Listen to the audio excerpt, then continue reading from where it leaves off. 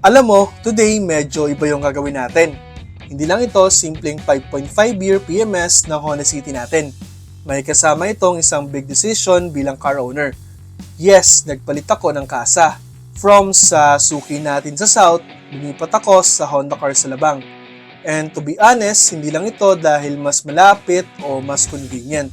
May mas malalim na dahilan yung trust at safety.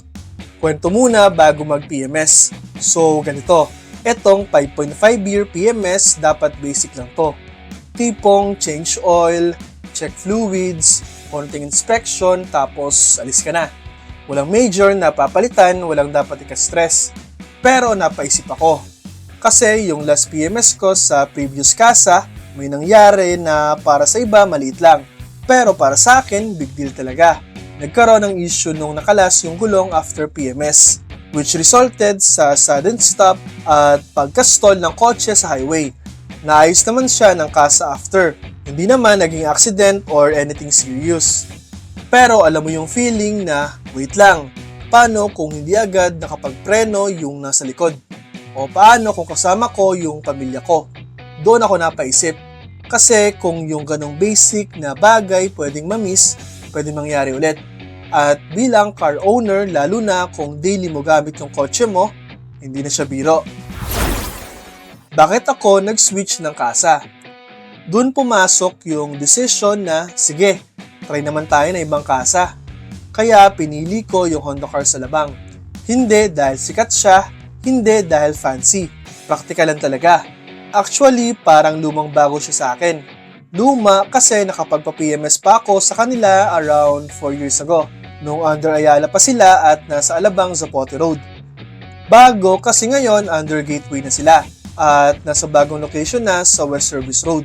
Bonus pa na malapit sa work ko. Mga 5 to 10 minutes lang. Madaling mag-drop off tapos balikan na lang pag tapos na. Pwede ka pang tumambay sa Festival Mall habang naghihintay, isang sakay lang yan. Kasi kung working ka, hindi mo lang iniisip yung kotse. Iniisip mo rin yung oras mo. First impression, may sistema ba talaga? Pagdating ko doon, unang napansin ko, parang ang kalma lang. Hindi siya yung typical na service center na parang sabay-sabay ang nangyayari. Maluwag, malinis, maliwalas. Pero higit sa lahat, ramdam mo yung sistema. Hindi yung feeling na ako ba yung nauna? O kanino ba ako lalapit? Parang may flow talaga. From reception hanggang sa release ng kotse. At para sa akin, dun pa lang, nag-iiba na yung confidence mo. PMS experience. Simple, pero may difference. So, ginawa na yung usual. Change oil, oil filter, basic check ng kung ano-ano. Normal PMS stuff, pero may isang detail na talagang tumatak sa akin. Bago i-release yung kotse, may final wheel torque check na ipapakita sa'yo. Sa iba, baka maliit na bagay lang yan. Pero sa akin, after nung na-experience ko dati, sobrang laki ng bagay.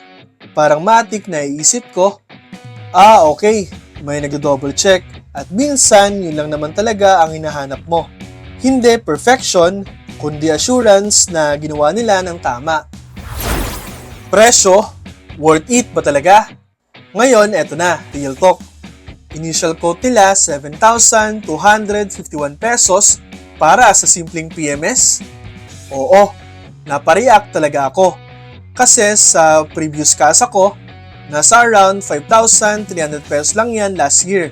So syempre, mapaisip ka talaga, worth it ba yung dagdag? Pero dito nag-shift yung mindset ko. After nung nangyari sa akin dati, yung extra na bayad, hindi mo na tinitingnan as mahal.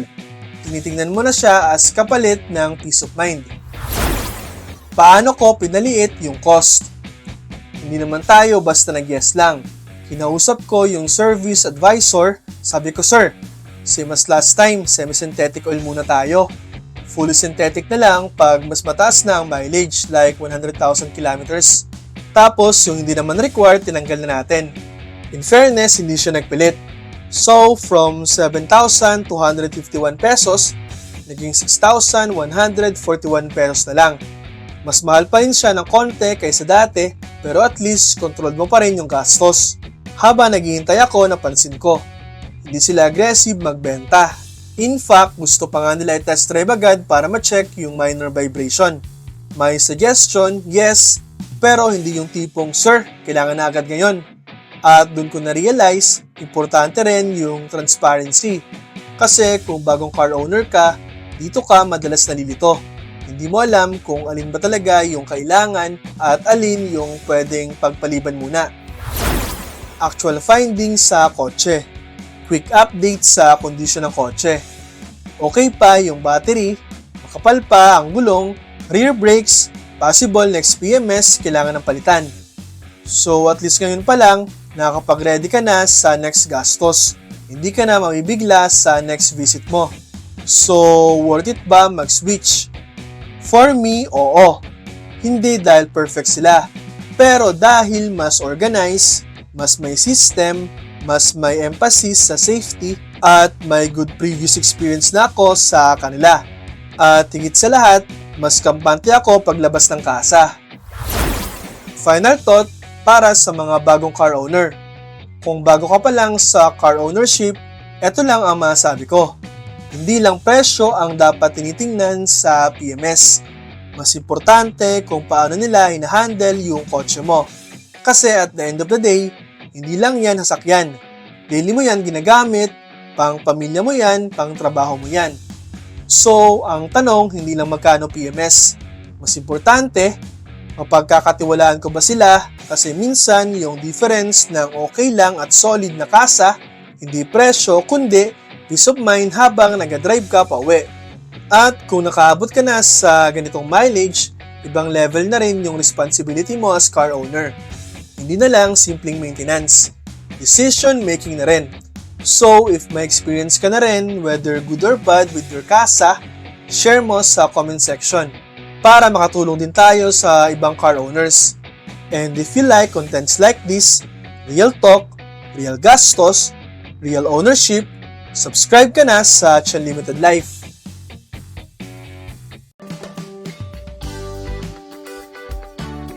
Ayun lang!